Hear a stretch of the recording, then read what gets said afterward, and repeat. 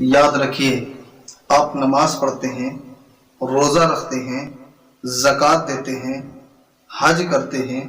عمرہ کرتے ہیں، صدقہ و خیرات کرتے ہیں،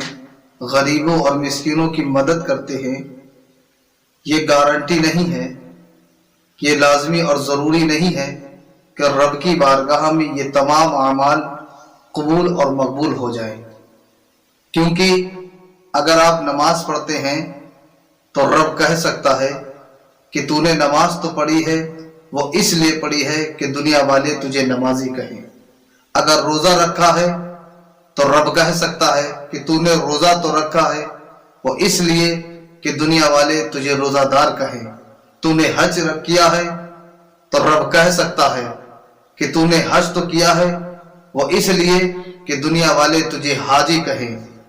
غرض کے ناظرین، آپ کے یہ اعمال رب کی بارگاہ میں لازمی اور ضروری نہیں ہے کہ رب یہ قبول اور مقبول فرما لے، لیکن ایک ایسا عمل ہے جس کو رب اپنی بارگاہ میں گارنٹی کے ساتھ قبول اور مقبول فرماتا ہے۔ وہ کون سا عمل ہے؟ تمام اعمال کو اللہ رد فرما دیتا ہے، رد فرما سکتا ہے، اس کی بارگاہ میں قبول اور مقبول نہیں ہے،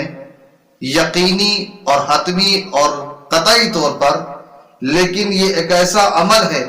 جس کو رب گارنٹی کے ساتھ اپنی بارگاہ میں قبول اور مقبول فرماتا ہے۔ وہ عمل یہ ہے کہ آپ اللہ کے محبوب اور محبوب کی آل پر، یعنی حضرت فاطمہ طیبہ طاہرہ پر، حضرت مولائی کائنات پر، حضرت امام حسن پر، حضرت امام حسین علیہ السلام پر جو درود پڑھتا ہے تو اللہ رب العزت اپنی بارگاہ میں اس درود کو قبول اور مقبول فرماتا ہے اور اس عمل کو رد نہیں کرتا ہے۔ ناظرین، اللہ کے نبی صلی اللہ علیہ وسلم ارشاد فرماتے ہیں، جو شخص رسول اور اس کی آل پر درود پڑھتا ہے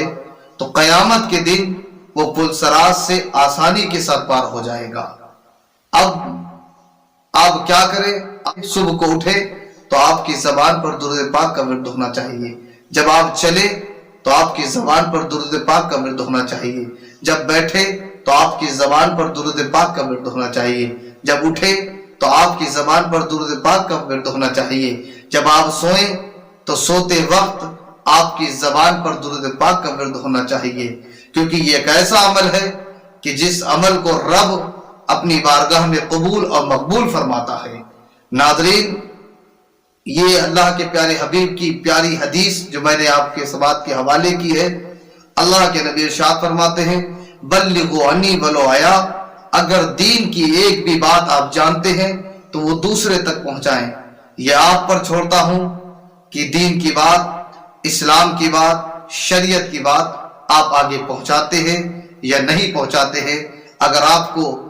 اللہ کے پیارے حبیب کی یہ پیاری بات آپ کے دل میں اتری ہے اور اچھی لگی ہے تو آپ میرے اس چینل کو سبسکرائب کریں، شیئر کریں، کمنٹ کریں اور سوال پوچھیں۔ اللہ رب العزت سے دعا ہے کہ ہم سب کو دین کی سمجھ عطا فرمائے اور دین پھیلانے کی توفیق